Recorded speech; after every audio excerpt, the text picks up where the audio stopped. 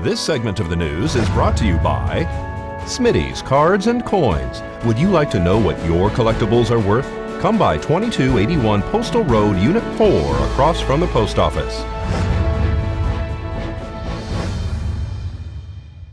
In this week's court report, the Pahrump woman arrested back in 2014 and charged with DUI, causing substantial bodily harm, and battery with use of a deadly weapon, is now sentenced and must turn herself in May 22nd. Michelle Rose Trudeau hit a man during a DUI auto pedestrian incident after she allegedly angrily left a party.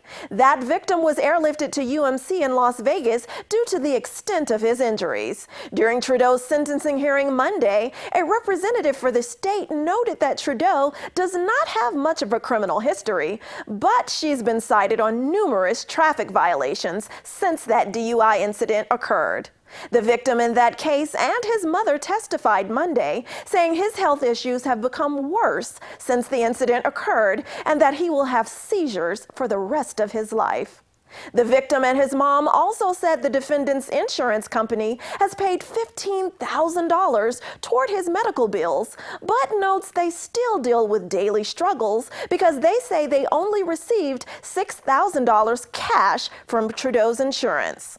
The court set a restitution hearing in this case for August 14th, admonished the defendant in regard to her actions, and sentenced Trudeau by following the recommendations of the division. The court then granted Trudeau's attorney's request for 2 weeks to get her affairs in order and was ordered to turn herself in at 5 p.m. May 22nd.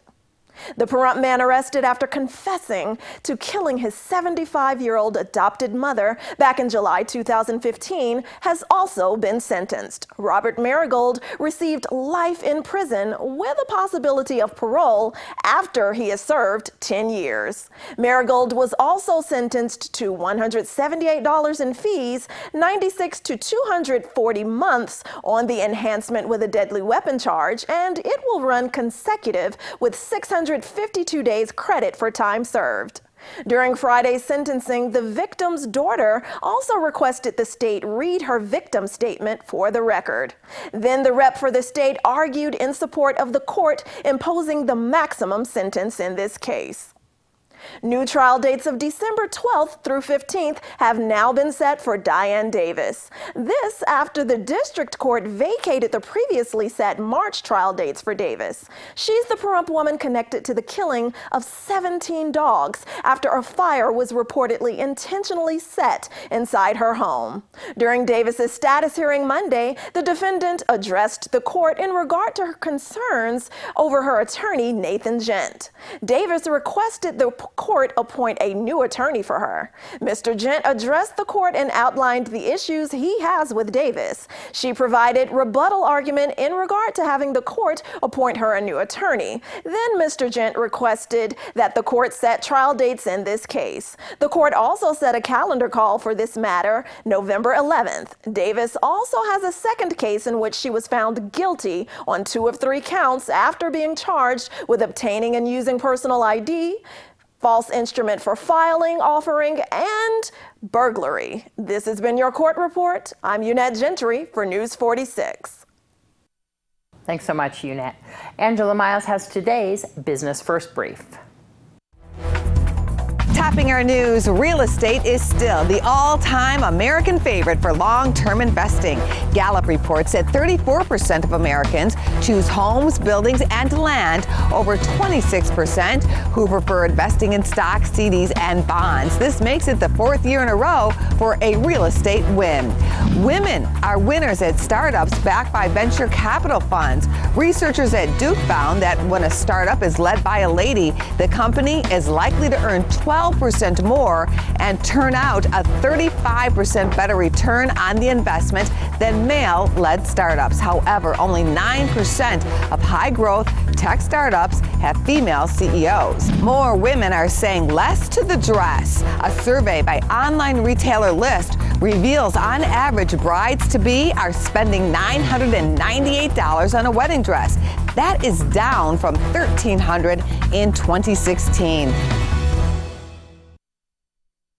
Thanks, Angela. A woman who police say was prostituting herself near a local casino was captured in a sting operation. Renee McFadden has been taken into custody for solicitation of prostitution at the location of Irene's Casino here in Pahrump.